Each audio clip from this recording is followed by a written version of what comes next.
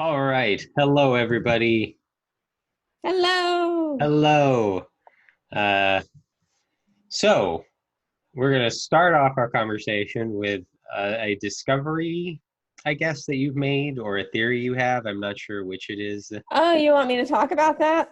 Yeah, it's on the list. You said you wanted to, so Well, it's that's you why can I be was talking with you about the list. Okay. yeah. I can talk about it. Yeah, go for it. Well, I don't know. I mean, I doubt I'm the first person to discover this, but I was just noticing that part of what I like about same-sex relationships, which I've only seen in male with male, but I haven't watched as many female with female, is the self-acceptance story. It also comes with like self-discovery and coming out, um, which is very different from most heterosexual romances, which I think, like, I was thinking about it. I'm like, is Pride and Prejudice to blame?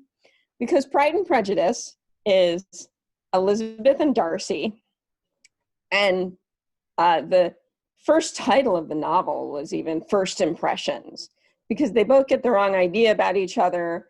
They both don't behave very well towards each other, and they kind of realize the error of their ways and grow as people and then get together, right? Right. Part of my frustration with heterosexual romances is how often I've seen this done badly, because Mm, Jane Austen is a really good writer, and so her characters have dimension, because there's a way you could do Darcy where he's just an asshole. Um, but it turns out he's not. He really cares about his sister. He really cares about his best friend. He's like a good guy. yeah. And Elizabeth and her family aren't very fair to Darcy, but to be honest, Darcy's a rich guy and he's going to be fine no matter what.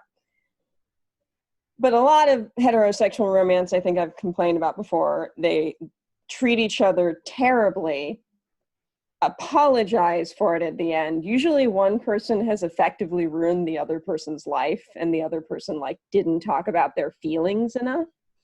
Right. Um, and you're like, yay, so glad these two are together, right? Yeah. So I'm tired of that. I'm sick of that. I mean, then there's like, I'm like thinking of like Moonstruck, like, you know, like that works really well. That's the self-improvement. Although to a degree, the Nick Cage character could almost just be like he just loves her. He just Yeah. loves her and wants her any way he can get her. And she comes to accept who she is. So you know what? Moonstruck might actually kind of be the self-acceptance story, if you Yeah. think about it. Yeah, I kind of get that. Because at no point in that movie do you really think she's going to lose him, Yeah. as I recall. Maybe at the very beginning, there's a little doubt, like because he seems so angry. But then Yeah. he just falls for her and he just wants her any way he can get her, right? Yeah. Yeah. And she's the one that kind of needs to get over what, her previous husband's death, what she thinks she is, what, and just accept this man's love, right? Yeah. So there we have it. Moonstruck is a self-acceptance story, and it's probably part of why I like Moonstruck. Yeah. But I think you see it also. I've seen it. I had 5 movies and one TV show where you have one of them is just really nice and just wants to be with the other person, and it's nice to see. It is nice to see that in a story. It's interesting when you talk about it because like I haven't been watching all these movies you've been watching, but like I watched a little bit of Schitt's Creek and I kind of it almost makes sense if you think of maybe the cultural state for gay people, in the US. We're talking about gay men, but probably it goes to, a lot of the LGBT uh, uh, community. So it kind of makes sense that that is kind of how some of it might be because it's really a lot of that has to do with it's less about like changing yourself as a person to be a better person and more like accepting yourself for who you are because society has been telling you you shouldn't. Right. Well, and that's where it got a little disturbing for a moment when at the time I had thought of Moonstruck, but I thought they both grew, and that's before I really thought about the Nick Cage character. He doesn't really grow. Um, but the ones I could come up with were Lars and the Real Girl, Benny and June and Sparrow's Dance, which are all kind of tackling mental illness to a degree, albeit undefined in Lars and the Real Girl and Benny and June. And it's like, what does that say about the perception of being gay? Like, you could read some bad stuff into that, and I'm not sure that's true. But part of what I liked about Schitt's Creek was the subversion, where it's actually our guy who has less experience that's the nice guy, because usually it's like one of them knows he's gay or is more okay with being gay or less worried about being gay. And again, I'm using he because the ones I'm Handmaiden, I don't think qualifies, but I'm a Cheerleader doesn't really qualify. So one of them just, is just a little more settled with things. And usually that one already knows that they're gay and is okay with it. But in Schitt's Creek, the one that's like kind of cool and mellow is the one that isn't like have the experience. But I think I talked to you before about part of what I really liked about Schitt's Creek is that David just gets to be a big mess. And like he gets more comfortable with himself as the series goes on and kind of